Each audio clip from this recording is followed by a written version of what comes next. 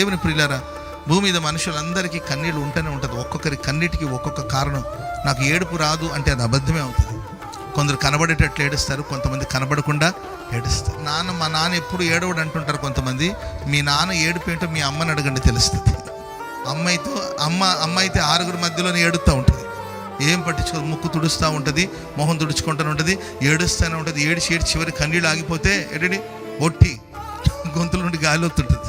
అమ్మ ఏడుస్తుంది, అది వేరే విషయం. కానీ నాన్న కూడా ఏడుస్తాడంటే పిల్లలు కనబడకుండా, ఇంట్లో వాళ్ళకి తెలియకుండా, సమాజం తెలియకుండా. ఎందుకంటే మనోళ్ళు అలా పెంచారు. మగపిల్లడు ఏడుస్తాడా అంటే మగపిల్లడికి బాధ ఉండదా? వాడికి ఏడుపు రాదా? వాడు కళ్ళు లేదా, కళ్ళలో నీళ్లు లేదా?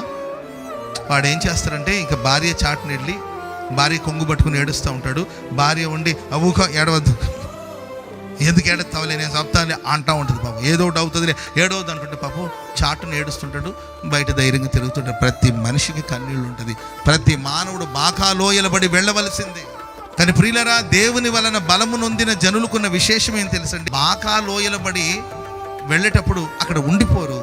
ఆ బాకాలోయలబడి దాటి దేవుని సన్నిధికి వస్తారు. చప్పట్లు కొడదాం అందరూ గట్టిగా, చెప్పండి.